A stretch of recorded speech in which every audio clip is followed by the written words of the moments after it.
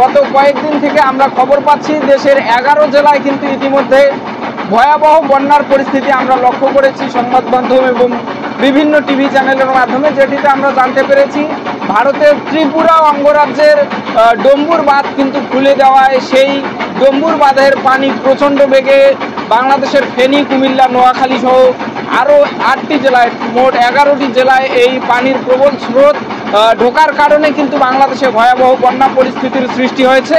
তবে আমরা যেটি খবর পেয়েছি সেই খবর শুনে কিন্তু আজকে আমরা এই তিস্তা ব্যারেজে এসেছি, সাথে আমাদের আব্দুর রাজ্জাক রুবেল ভাই রয়েছেন। আমরা সেই বিষয়টি জানানোর জন্যই আপনাদের সাথে সরাসরি যুক্ত হয়েছি।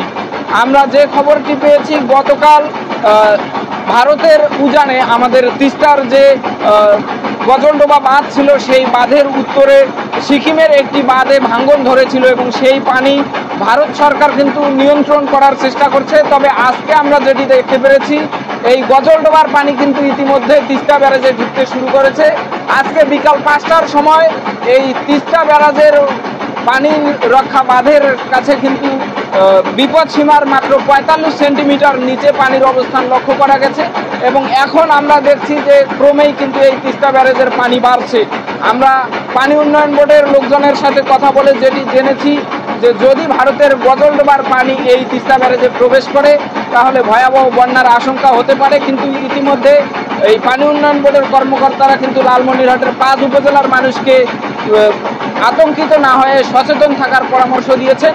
আপনারা ক্যামেরার চোখে যেটি দেখতে পাচ্ছেন তিস্তা ব্যারেজের পানি বাড়ছে, আমরা সেটি দেখানোর জন্য এই তিস্তা ব্যারেজের একদম পানি প্রবেশ মুখ যে গেট রয়েছে সেই গেটে আমরা এই বোর্ডের মাধ্যমে এসেছি এবং আপনাদের দেখানোর চেষ্টা করছি।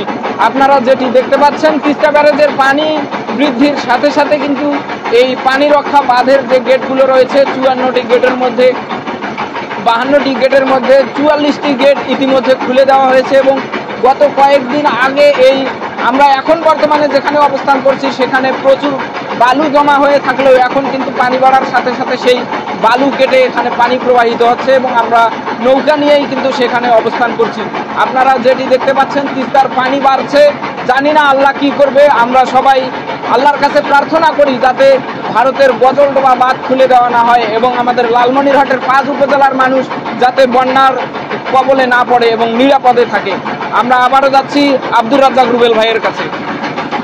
আমরা সার্বক্ষণিক আমাদের লালমনিরহাট জেলা জেলা প্রশাসক মহোদয়, আমাদের হাতীবান্ধার নির্বাহী কর্মকর্তা মহোদয় এবং হাতীবান্ধা থানা ইনচার্জ সবার সাথে যোগাযোগ রাখতেছি এবং এখানে যে পানি উন্নয়ন বোর্ডের যে কর্মকর্তা আছেন তার সাথে যোগাযোগ রাখতেছি এবং এলাকার কিছু ব্যক্তিবর্গের সাথে সার্বক্ষণিক যোগাযোগ রাখতেছি যে বন্যার যে দুর্বিষহ অবস্থা, যে আমাদের দক্ষিণ অঞ্চলে বেশ কিছু অঞ্চল প্লাবিত হয়েছে। আমাদের এই তিস্তা প্রকল্পের তিস্তার ব্যারেজের মাধ্যমে যে বিভিন্ন আমাদের যে 11টি জেলা আছে তাদের যদি প্লাবিত হওয়ার আগেই যাতে আমরা পূর্বাভাস নিয়ে আমাদের মানে কোথায় যে পুনর্বাসন যেটাকে বলা হয় এর ক্ষতি থেকে যাতে আমরা কাটিয়ে উঠতে পারি তার আগে যাতে আমরা প্রতিরোধের একটা ব্যবস্থা করতে পারি, সেজন্য আমরা আজকে সরেজমিনে আজকে তিস্তা ব্যারেজ এলাকায় আসছি এবং আপনাদেরকে দেখালাম যে তিস্তা ব্যারেজ এলাকায় যে গেটগুলো আছে গেটগুলোর কাছাকাছি গিয়ে দেখলাম যে আমরা পানির তীব্রতা কিছুটা হলে বেশি কিন্তু আমাদের বিপদ অনেকটা কম।